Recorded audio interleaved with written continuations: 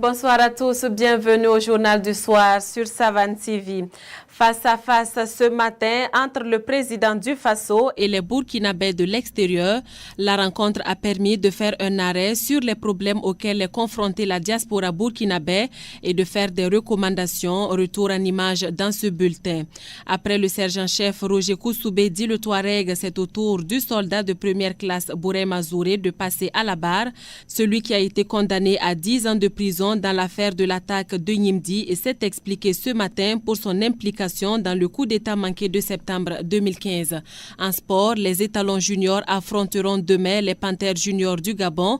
C'est dans le cadre des éliminatoires de la Coupe d'Afrique des Nations des moins de 20 ans. Merci d'être avec nous pour les informations du soir. Le président du Faso a animé ce matin un face-à-face avec les Burkinabés de la diaspora à Ouaga 2000. Ce face-à-face intervient au dernier jour du premier forum de la diaspora. Les préoccupations de la diaspora burkinabé portent sur les recensements dans les différents pays, l'ouverture des ambassades burkinabés dans les pays de forte concentration de burkinabés, l'établissement des documents d'état civil, la facilitation de la création des emplois et des entreprises, la sécurité des Burkinabés à l'extérieur avec les cas de meurtre vécus aux États-Unis et au Nigeria. Le dialogue direct avec le chef de l'État et les Burkinabés de la diaspora a pris fin cet après-midi. Une soirée gala est prévue ce soir à Ouaga 2000, une soirée au cours de laquelle seront distingués les étalons de la diaspora. Je vous l'annonçais dans les titres, le soldat de première classe Bourema Zouré était à la barre du procès du coup d'État avorté de 2015. Il a affirmé ce matin qu'il n'a rien fait pour soutenir le coup d'État. Tout ce qu'il reconnaît, c'est de s'être rendu le 18 septembre 2015 à Zorgo sur ordre de son chef Ali Sanou. Le compte-rendu avec Ismaël Rabou. Le soldat de première classe à la barre, à savoir Bourema Zouré, a déjà été condamné à 10 ans de prison ferme dans le cadre du procès sur l'attaque de Nimdi.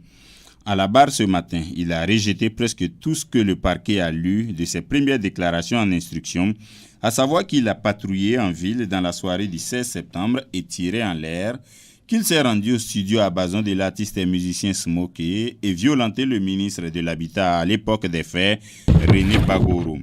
Bourema Zouré a seulement reconnu s'être rendu à Zorgo sur ordre de son chef Ali Sanou. Tout le temps de la crise née du coup d'État, il est resté au camp Nabakom 2 en quartier consigné. Le soldat de première classe Bourema Zouré en veut au juge d'instruction qui aurait écrit des déclarations qu'il n'a pas faites au moment de son audition en première comparution. Selon sa version des faits, il était en poste à Zignaré au domicile de François Compaoré quand il a été appelé pour rejoindre le camp le 16 septembre 2015. Mais son enfant était malade, ce qui a fait que tout le temps, il a fait des va-et-vient entre la maison et le camp Nabakom 2. C'est le 18 septembre, quand la santé de son enfant s'est améliorée, qu'il s'est rendu à Zorgo avec son chef Ali Sanou. À Zorgo, où il est resté avec le véhicule gris qui les a transportés, sans savoir ce que son chef Ali Sanou et les autres ont fait exactement. Bourema Zouré n'a pas non plus reconnu la femme qui les a accompagnés avec une Mercedes. La République de l'Inde va rouvrir bientôt son ambassade au Burkina. Hier s'est tenue la 4e session de la coopération mixte entre le Burkina et l'Inde. Les travaux ont permis d'examiner plusieurs projets et accords de coopération, notamment dans les domaines de l'énergie, du transport, du logement et de l'éducation. Dans ce sens, il est prévu l'acquisition de bus au profit des étudiants et des populations de Ouagadougou et de Bobo-Dioulasso. 135 bus ont déjà été réceptionnés et une centaine d'autres devraient arriver d'ici à la fin de l'année. Il est prévu par ailleurs l'octroi d'une 50aine de bourses universitaires et de formation à des étudiants burkinabés. Rappelons que l'ambassade de l'Inde avait été fermée à Ouagadougou en 2002. Zoom dans ce journal sur un photographe atypique. Dans ce métier depuis les années 1980, Denis Gansonré est passé aujourd'hui de l'analogie au numérique. Ce travail lui permet de subvenir aux besoins de sa famille. Micheline Zongo est allée à sa rencontre. Je vous propose un extrait. J'ai commencé la photo en 1984 avec un photographe nommé Tassambedo Eli. Il est présentement à Silmichi. Il était à Gongé et c'est là-bas que j'ai pris la photo. Les appareils que nous utilisons avant, c'est Yasica et puis Sangai. C'est cet appareil-là comme ça. J'ai appris la photo avec ça. Voilà. Quand nous apprenons les photos avant, là, c'était les noirs blancs. On faisait les 2 photos à 500 francs. Voilà. Dans les années 80-84, c'était 2 photos à 500 francs. Mais avec l'apparition des photos en couleur, en son temps, c'était les petits formats 9 traits coûtaient 500 francs. Avant là, c'était un travail rudimentaire. Mais présentement, avec la technologie, ça devient plus facile. Donc, si tu avais appris avec les anciens appareils, présentement, pour faire les photos avec les appareils numériques et autres, c'est plus facile.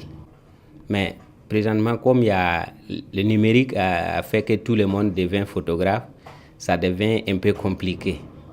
Donc, mais on se débrouille comme on peut. Le dossier de ce journal est consacré à la culture maraîchère, une activité génératrice de revenus qui emploie aussi bien des hommes que des femmes. Les produits maraîchers sont vendus à l'intérieur et à l'extérieur du Burkina et dans la région ouest africaine. Siblina Kelsey a fait un tour au barrage de Boulmiougou. Suivez son reportage. Sylvain Kaboré, la quarantaine révolue, fait du maraîchage sa principale activité depuis 2005. Voilà 13 ans maintenant qu'il cultive des produits maraîchers sur le site du barrage de Boulmiougou. Quand j'ai abandonné les cours, je suis entré dans le commerce. De là-bas, je voyais que comme je n'avais pas assez d'argent pour travailler, et donc ça ne marchait pas. Donc je me suis décidé de dire que je vais rentrer à Boulmiougou pour commencer à travailler la culture maraîchère. Les fraises mobilisent plus de femmes vendeuses de fruits et légumes de la ville de Ouagadougou. Certaines viennent à moto ou en taxi pour acheter, d'autres à pied ou à vélo. La plupart les revendent dans les hôtels et les grands marchés de la capitale. Pour la commercialisation des fraises, vraiment nous rendons grâce à Dieu. C'est rentable. Ce produit est exporté dans les pays limitrophes tels que le Ghana, la Côte d'Ivoire, le Togo et le Bénin. Mais ce n'est pas seulement les fraises qui sont des produits maraîchers exportés. Il y a des tomates, des oignons et du piment. Alimenta Kiema exerce ce commerce depuis plus de 20 ans maintenant. Bon, c'est notre maman qui a fait. Après notre maman, nous aussi on a appris à faire. Bon, en l'année 90, on a commencé à faire ça. À monsieur maman, c'était le train. Bon, comme le train aussi était en retard souvent, c'est pour ça bon. Le véhicule aussi, ça nous sauve souvent. Environ la trentaine, Abdoulaye Sampebgo est un conducteur de camion remorque. Il transporte des légumes vers les pays côtiers depuis 5 ans maintenant. Tu prends tomate là, on dit que bon, faut griller d'ici après demain, demain, Inch'Allah, de sera à Abidjan. Donc souvent aussi c'est fatigant. À part la route, il y a beaucoup de gendarmes couchés là, c'est fatigant. Donc on est obligé de rouler parce que ça se gâte aussi. Toi, ce fait, tu manges dedans, les protéines aussi mangent dedans. On est obligé de rouler. Le pays a enregistré cette année un déficit pluviométrique. Un fait qui inquiète des maraîchers exerçant sur le site de Boulmiougou. Donc on est beaucoup et puis l'eau là aussi n'est pas beaucoup.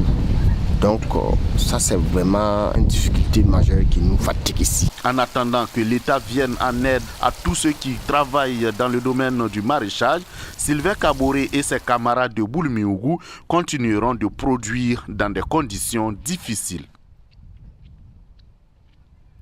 Parlons sport à présent. Les étalons juniors affronteront demain samedi sous le coup de 16h les Panthères juniors du Gabon. Match comptant pour le 3e et dernier tour des éliminatoires de la Coupe d'Afrique des Nations des moins de 20 ans. Notons que pour leur dernière séance d'entraînement hier après-midi au stade du 4 août, les étalons juniors ont reçu la visite de l'Union nationale des supporters des étalons avec à sa tête son président Ablassé Yameougou. Rendez-vous donc demain au stade du 4 août pour pousser les étalons juniors à la victoire. Et puis la France sera face à la Croatie le dimanche prochain pour la finale de la Coupe du monde de football. Finale prévue pour 15h GMT à Moscou. Et c'est ce qui met fin à ce bulletin. Merci à tous de l'avoir suivi. Excellent week-end.